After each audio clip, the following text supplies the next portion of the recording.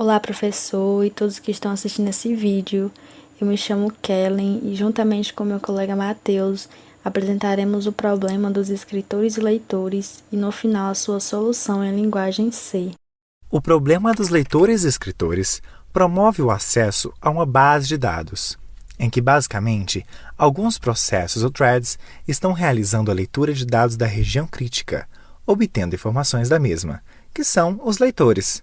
Quando outros processos ou threads tentam alterar a informação da região crítica, realizando a escrita de dados, é o caso dos escritores. Nesse sistema, é aceitável a existência de diversos leitores na base de dados ao mesmo tempo. Porém, se um processo necessita escrever na base de dados, nenhum leitor pode estar realizando leitura no momento. Alguns cuidados que devemos ter. A chegada de muitos leitores faz com que os escritores fiquem suspensos. E se não parar de chegar leitores, os escritores nunca irão ter acesso à base de dados, e isso não pode acontecer. Também os escritores devem bloquear a base de dados quando estiverem escrevendo nela, para assim nenhum leitor conseguir ter acesso. Para resolver o problema dos escritores e leitores, temos as seguintes condições. Enquanto existir leitores na base de dados e um escritor estiver aguardando-o sair, logo que chegar um novo leitor, este é suspenso, em vez de ser admitido imediatamente. Escritores precisam esperar que leitores ativos completem sua atividade. Escritores não precisam esperar por leitores que chegam depois dele. Aqui é a implementação do código em C que a gente fez para solucionar o problema, com todos os cuidados, e a gente vai mostrar cada trecho importante que está nele, começando pelas bibliotecas. Primeiramente, temos as duas bibliotecas padrões da linguagem, né, entrada e saída e de utilitários gerais. Depois temos a biblioteca para threads, semáforos, para permitir a linguagem portuguesa com acentuação e para ter acesso a ficheiros e diretórios.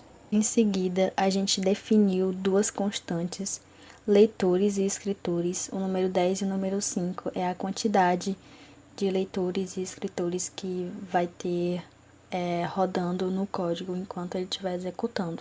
Em seguida, temos a criação dos mutex, que vai servir em resumo para controlar a região crítica, né? Um chamado de DB, o outro de mutex. Exclusão mútua em regiões críticas vai controlar basicamente o acesso ao banco de dados e o acesso à variável leitor lendo, que, como a gente pode ver, é uma variável global que está logo após a definição dos mutex, que essa variável leitor lendo, ela vai guardar a quantidade de leitores lendo ou querendo ler. Seguindo aqui na apresentação dos trechos de código, temos os protótipos de funções, as funções que a gente vai mostrar mais à frente. Aqui temos a função leitor. Nela se passam as principais ações dos leitores, desde o primeiro até o último. Só que, como está num loop infinito, então ele executa o código eternamente. Mas, em resumo, essas ações são, primeiramente, dá acesso total à variável leitor lendo, depois ela cria um novo leitor. Se for o primeiro leitor, é liberado o acesso à variável leitor. Depois, lê a base de dados, dá acesso exclusivo à variável leitor lendo, depois ele decrementa o leitor quando ele terminar de ler. Caso ele seja o último leitor, libera o acesso à variável leitor lendo. E por último, utiliza as informações da base de dados para algum outro trabalho, ou seja, para a ação dos escritores. Agora temos a função escritor. Ela é bem parecida com a função dos leitores, só que a diferença é que as ações dos escritores são outras. E basicamente essas ações são: primeiramente, os escritores pensam nas informações que vão escrever. Depois, garantem o acesso exclusivo. Eles têm a certeza de que vão conseguir escrever na base de dados. Depois, quando eles têm acesso, eles escrevem as informações. E, por último, libera o acesso da base de dados para outros trabalhos, ou seja, o trabalho dos leitores. Já na função ler base de dados, ela é definida para representar o tempo que o leitor permanecerá lendo a base de dados e também para mostrar o total de leitores atuais num determinado momento da execução do código. Na linha 58 é só uma função para aceitar a acentuação de texto, como eu tinha falado da biblioteca lá no início do código. Seguindo a nossa função, a gente tem a variável tempo de leitura, que vai armazenar o tempo que o leitor permanecerá lendo a base de dados.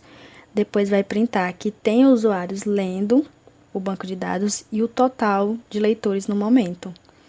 Depois, com a função sleep, vai dar uma pausa na execução por alguns milissegundos e depois vai passar para a próxima ação dos leitores. Nesta função usar banco de dados, criamos uma variável para armazenar o tempo de uso, que pode receber até 15 segundos no máximo. É impresso na tela que está sendo utilizados os dados adquiridos no banco de dados e é executado o tempo de uso. Novamente, é criada uma variável para armazenar um certo tempo na função pensando nos dados. Desta vez, o tempo máximo que pode se alcançar é 10 segundos. É impresso na tela que o escritor está pensando no que vai escrever. A função sleep executa o tempo para pensar. Mais uma vez, é criada uma variável tempo de escrita na função escrever no banco de dados. O tempo de escrita vai receber até 10 segundos. É impresso na tela que o escritor está escrevendo. Sleep realiza o tempo recebido na variável tempo de escrita. Na main, a pthread cria dois threads, a thread dos escritores e a thread dos leitores, recebendo como parâmetro os escritores e os leitores, que definimos no início do código.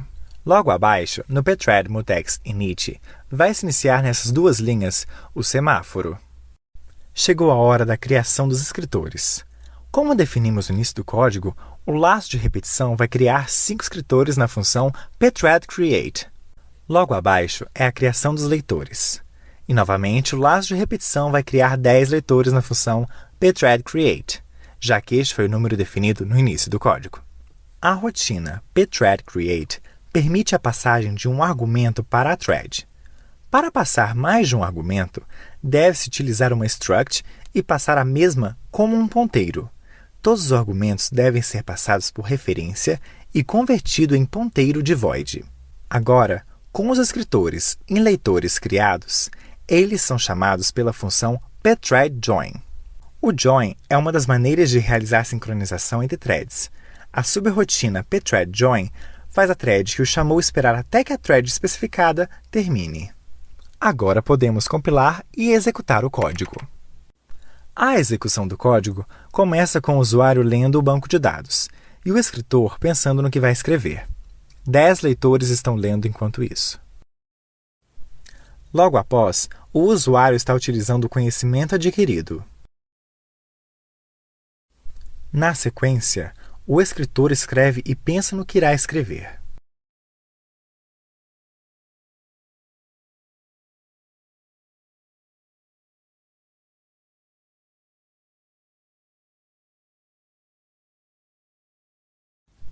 Depois, os leitores leem, utilizam o conhecimento, os escritores pensam e escrevem novamente.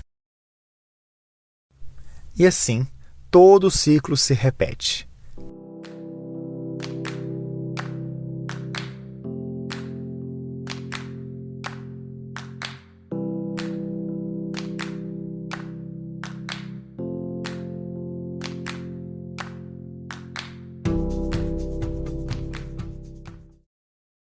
Bem, esperamos muito que vocês tenham gostado do vídeo.